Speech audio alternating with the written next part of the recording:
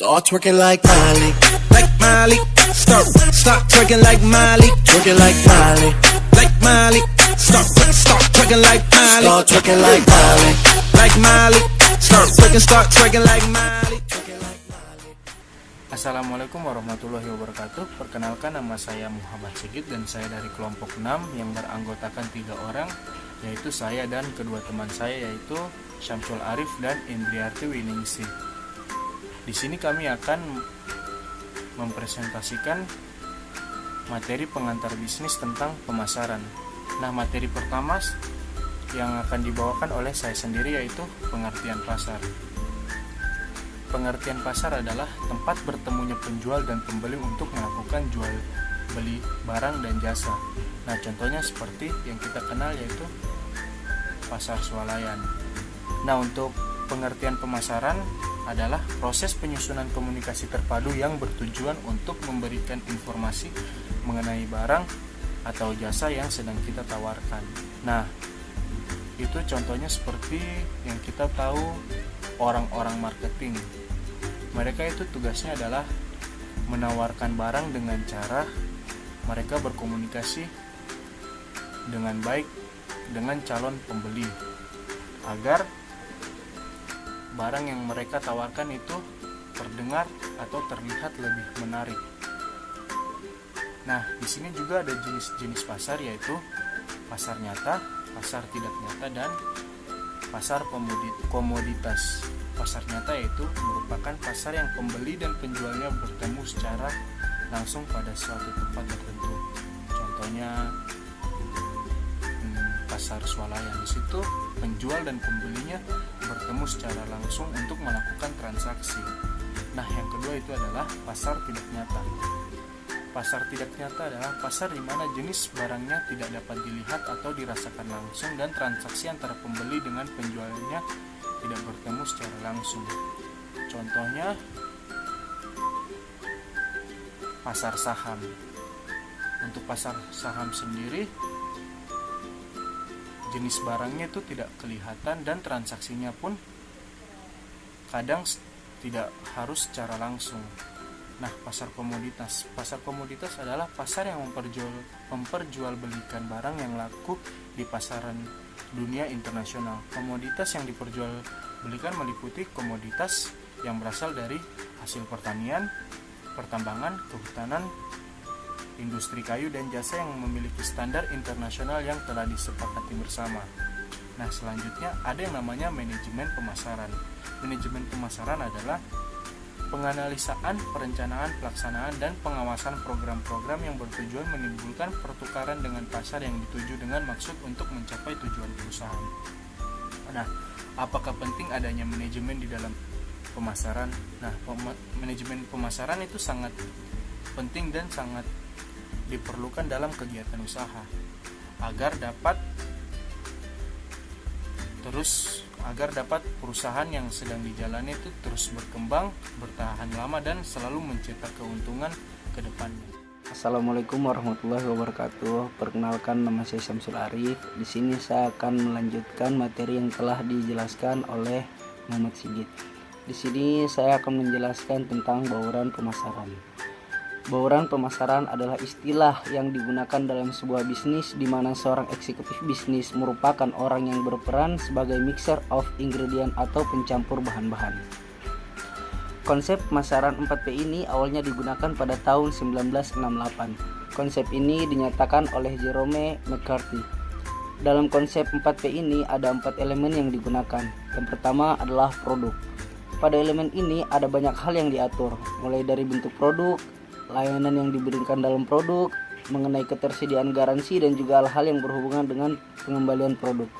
Dalam elemen ini dibahas segala sesuatu yang berhubungan dengan produk. Dalam mempelajari pemasaran itu, setiap perusahaan dapat melakukannya dari sudut tertentu. Cara pendekatan dalam mempelajari pemasaran ada 3 berikut penjelasannya. Yang pertama adalah institutional approach atau pendekatan serba lembaga. Adalah cara mempelajari pemasaran ditinjau dari sudut lembaga yang terdapat di antara produsen dan konsumen. Institutional approach mempelajari hanya satu segmen, yaitu lembaganya dan penghubung antar produsen dan konsumen. Contoh pedagang besar atau wholesaler dan pedagang kecil retailer. Contoh lainnya adalah PT, CV, firma, koperasi, bank, asuransi, dan lain sebagainya. 2. Functional approach atau pendekatan secara lembaga adalah cara mempelajari pemasaran ditinjau dari sudut fungsinya atau kegiatan yang dilakukan oleh berbagai lembaga. Lembaga seperti ini menganalisis kegiatannya, contoh kegiatan membeli, menjual, menyimpan, dan lainnya. Yang ketiga adalah commodity approach atau pendekatan serba barang adalah cara mempelajari pemasaran dari sudut produk atau barangnya, atau membahas aspek dari suatu barang yang bersangkutan dengan proses pemasaran. Apa yang dimaksud dengan keadaan permintaan? Keadaan permintaan atau demand status merujuk pada tingkat minat konsumen dalam pembelian suatu produk. Pada waktu tertentu, permintaan mungkin tidak ada, tapi di lain waktu permintaan mencukupi, bahkan mungkin terlalu banyak permintaan untuk produk tersebut. Ada 8 jenis keadaan permintaan. Yang pertama yaitu permintaan berlebihan, berarti lebih banyak konsumen yang ingin membeli produk daripada yang dapat dipenuhi oleh pemasar. Yang kedua yaitu permintaan penuh, berarti konsumen secara memadai membeli semua produk yang dipasok ke pasar. Yang ketiga, permintaan tidak teratur, berarti pembelian konsumen bervariasi berdasarkan musim, bulanan, mingguan, atau bahkan setiap hari. Yang keempat, permintaan tidak sehat, berarti konsumen mungkin tertarik pada produk yang memiliki konsekuensi sosial yang tidak diinginkan. Yang kelima, yaitu permintaan tidak ada, berarti konsumen tidak menyadari atau tidak tertarik pada produk. Selanjutnya ada falsafah manajemen pemasaran yang mengatakan bahwa untuk mencapai tujuan organisasi tergantung pada penentuan kebutuhan, keinginan pasar sasaran atau target market, dan memuaskan pelanggan secara lebih efektif dan efisien daripada yang dilakukan oleh pesaing. Ada 5 konsep falsafah manajemen. Yang pertama yaitu konsep produksi.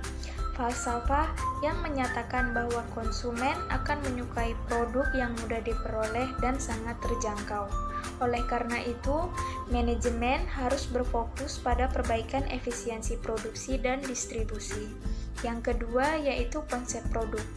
Gagasan bahwa konsumen akan menyukai produk yang menawarkan mutu, kinerja, dan sifat terbaik, serta organisasi tersebut harus mencurahkan tenaganya untuk melakukan perbaikan atas produknya secara terus-menerus. Yang ketiga yaitu konsep penjualan. Gagasan bahwa konsumen tidak akan membeli cukup banyak produk perusahaan kecuali jika perusahaan tersebut melakukan usaha penjualan dan promosi dalam skala besar. Yang keempat ada konsep pemasaran. Falsafah manajemen pemasaran mengatakan untuk mencapai suatu tujuan organisasi tergantung pada penentuan kebutuhan dan keinginan pasar sasaran serta pemuas kebutuhan pelanggan secara selektif dan efisien daripada yang dilakukan pesaing. Dan yang terakhir, ada skala pemasaran berwawasan sosial. Gagasan yang menyatakan bahwa organisasi harus menentukan kebutuhan, keinginan, dan minat pasar sasaran serta memberikan kepuasan yang diharapkan secara lebih efektif.